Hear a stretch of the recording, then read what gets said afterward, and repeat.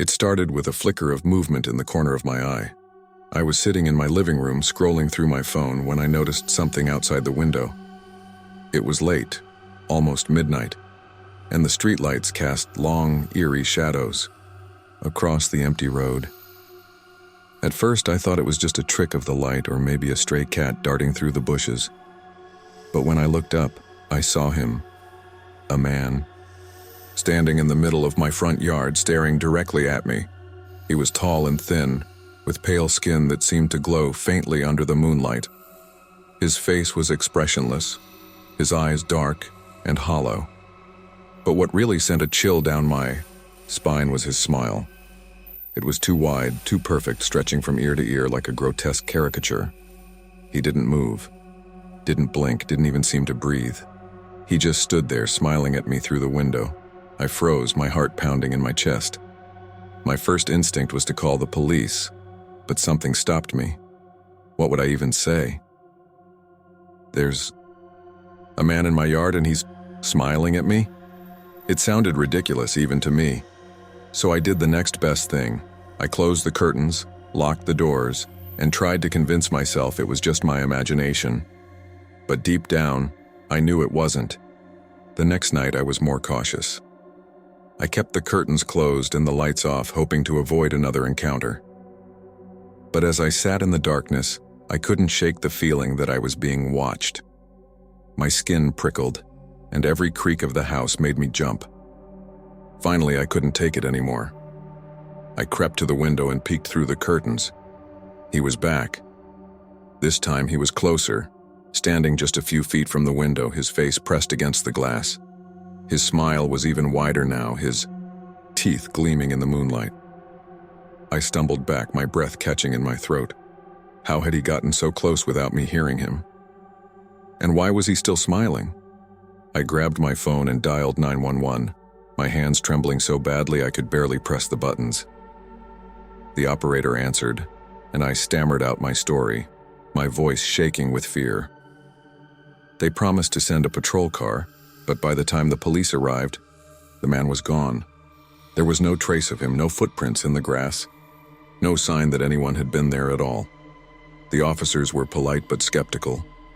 They asked if I'd been drinking or if I'd taken any medication. I shook my head, feeling a mix of frustration and embarrassment.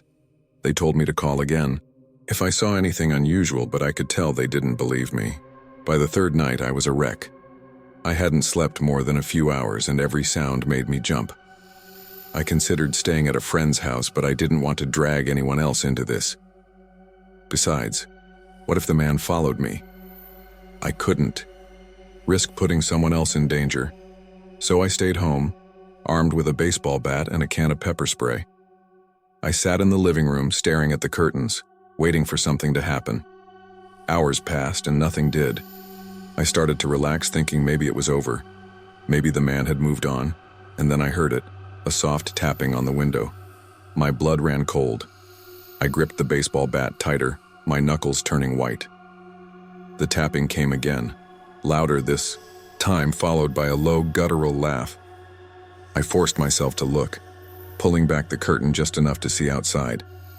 He was there, just like before. But this time, his smile was different. It wasn't just wide. It was twisted, unnatural, like his face had been stretched too far. His eyes were wide and unblinking, staring directly into mine. And then, slowly, he raised a hand and pointed at me. I slammed the curtains shut and backed away, my heart racing. I called the police again, but they still didn't find anything. I was starting to feel like I was losing my mind. On the fourth night, I decided to set up a camera. If I could catch the man on video, maybe the police would take me seriously.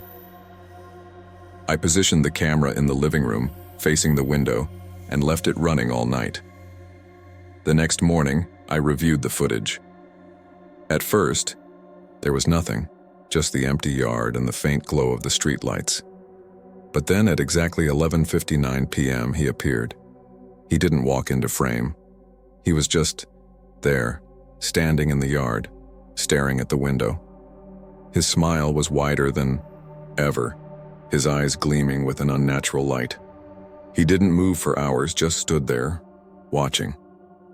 And then, at 3:33 a.m., he turned and walked away, disappearing into the shadows. I showed the footage to the police, but they still didn't seem convinced. They said it could have been a prank or a hoax, but I knew better. This wasn't a prank. This was something else. By the 5th night, I was desperate. I couldn't keep living like this, jumping at every sound, afraid to look out the window. I decided to confront the man, to demand answers. I waited until midnight, then opened the curtains and stepped outside. He was there, just like always. But this time he didn't smile. His face was blank, his eyes empty. I took a deep breath and stepped closer, my heart pounding in my chest. "Who are you?" I demanded, my voice shaking. "What do you want?" For a moment he didn't respond. Then, slowly, he raised a hand and pointed at me again. His mouth opened, and a single word came out, low and guttural. "You." I stumbled back, my mind racing. What did that mean? Why was he fixated on me? Before I could ask, he turned and walked away, disappearing into the night. On the 6th night, I didn't see him. I waited by the window for hours, but he never appeared. At first, I felt relieved. Maybe it was over. Maybe he was gone for good.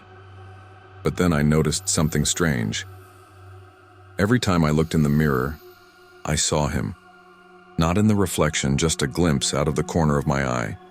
I'd turn and he'd be gone, but I could still feel his presence like a shadow lurking just out of sight.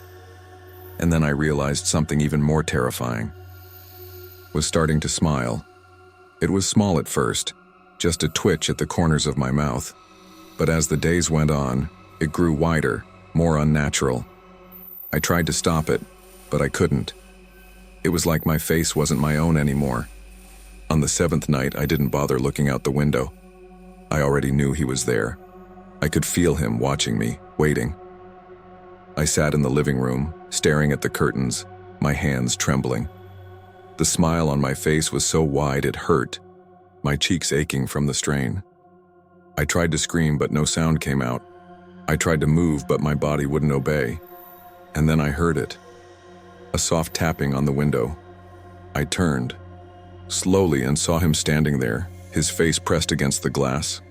His smile was gone now, replaced by a look of hunger. He raised a hand and pointed at me, his eyes gleaming with an unnatural light. "You," he whispered, and then he was inside. The police found me the next morning sitting in the living room staring at the wall. They said I was smiling, but I don't remember that. I don't remember much of anything, really. They asked me what happened, but I couldn't tell them. How? Could I explain something I didn't understand? All I know is that he's still out there watching, waiting. And sometimes when I look in the mirror, I see him, smiling back at me.